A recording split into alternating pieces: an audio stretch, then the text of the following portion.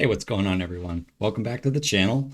Got update number 4 for you here on Stoneburner. This week, we're going to be mostly focused on drums. It's what I've spent the past 10 to 12 days working on: cymbals, tom fills, and general arrangement.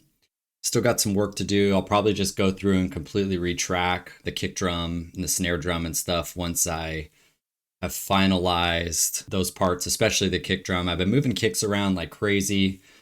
Just trying to figure out exactly how I want them to go. Really trying to stay simple through a lot of it, whereas my general tendency is to put a lot of kicks in. But trying to keep this one, more just hitting on whole notes, except for when they really should be there to accent. So yeah, let's jump right in. This morning I did just a quick fix to the leveling problem in the beginning of the song because there's so few instruments that it's much quieter. Just looking at the master bus meter, it's probably 10 dB quieter than the actual song. So what I did with my 3-year-old daughter on my lap this morning was just drop threshold here on my L2 in my mastering chain. Right here, you'll hear how the limiter affects the sound of the kick drum as it fades back up to its normal levels. It's not desirable, but for now it achieves the effect of just leveling things out so the beginning part isn't so quiet. You'll hear some new ride cymbals. I basically tried to do a full performance on all the cymbals first, and then the toms really start to come in the second verse or second part of the song. Without further ado, let's check it out.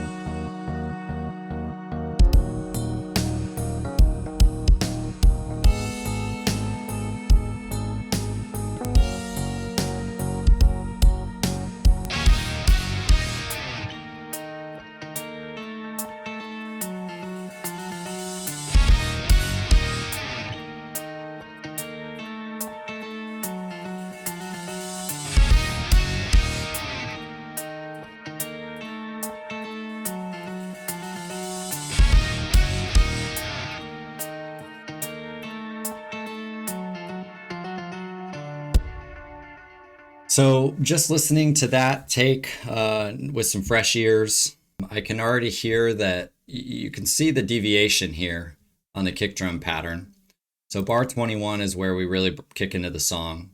So you have this 8th note triplet kick here, and then there's a pause, and then there's this busier part. I don't love this. I don't hate it, but I don't love it. And I'm not sure that it's going to stay, but I know there's an 8th note triplet kick missing from probably this one, but it may have been when I did it that I didn't want to have 2 in a row. So that needs to be sorted out. It's about really all that's new right there. The toms and stuff you'll start to hear come in on this next portion. So we'll just jump right into that and keep going here.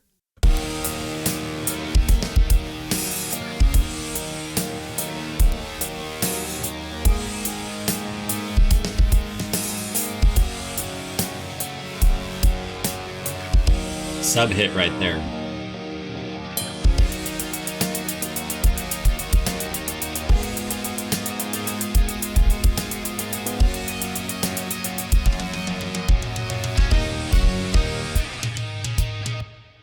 I wanted to show you with these toms right here, basically what my method is for tracking the toms for now, while my kind of playing is inferior to my writing ability. I tracked the toms as I could play them kind of loosely here. And I saved these. They won't be used, but I saved them so I could show you this. So basically, when I recorded the toms, this was like a rough take.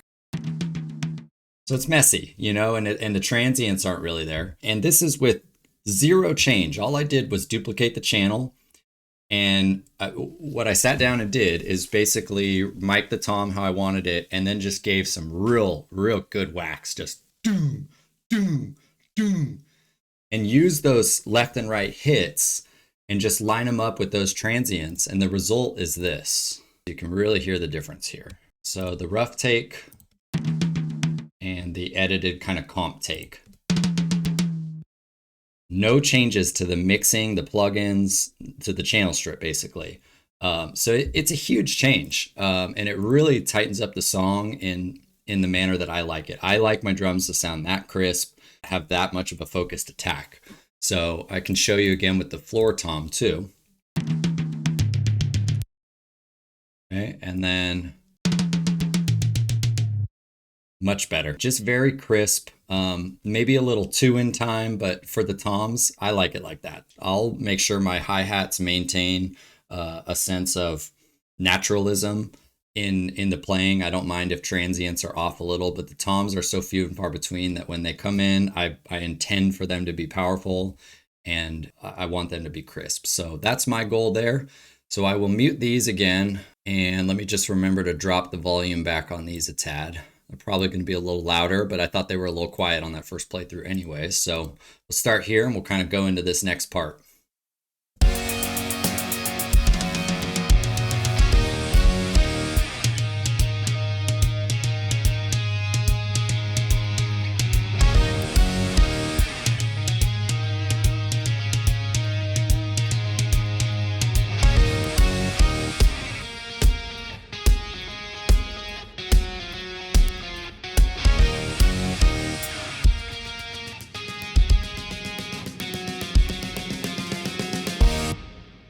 So on the snare roll here, I've got like the flammed snare hits there, just crack, both hands hitting it.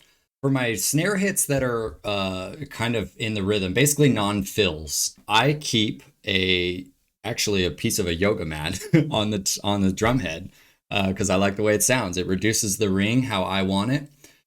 That being said, for something like this roll here, it takes away too much of the bleed between, and I actually don't care for it. So I'm going to retract this at some point, is basically what I'm getting at.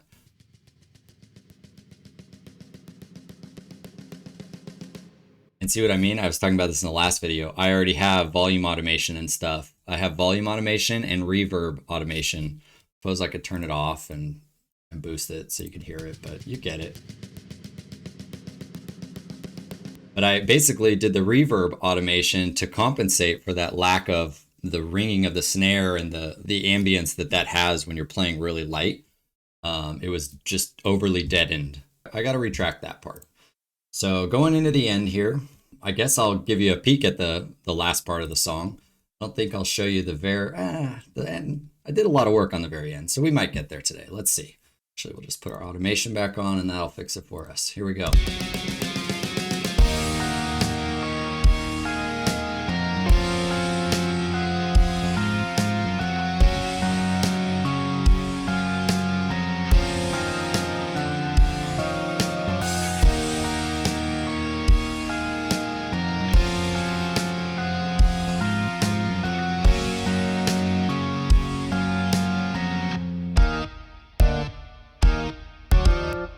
Okay, so still sorting that part out there. I was messing around with some stuff this morning, so that part is not up to the standard. And now that I'm listening to that back in the headphones, the snare through this section needs a much bigger reverb, I feel like. I really want that thing to be echoey. This is a very grand part of the song, and I think adding some more reverb to that is going to help make it feel larger than life. Pardon the lame sort of transition to the next part, but the next part is sounding pretty sick, and it's the first time you're going to hear it. So here we go, guys.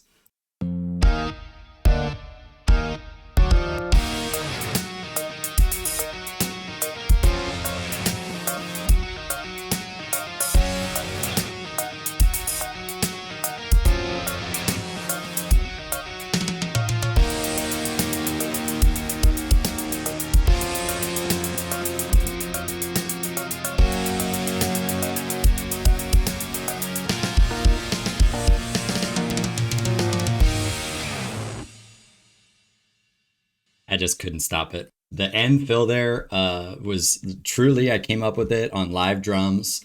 You know, kind of pieced it together the way that I like to do things. But I mean, I started off slow on the drum set and was just like, I can hear it in my head. I just have to figure out which hands need to hit which drum when.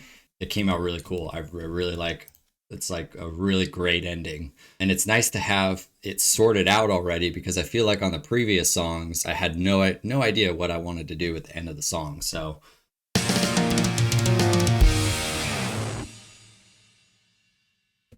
yeah, that's Stoneburner.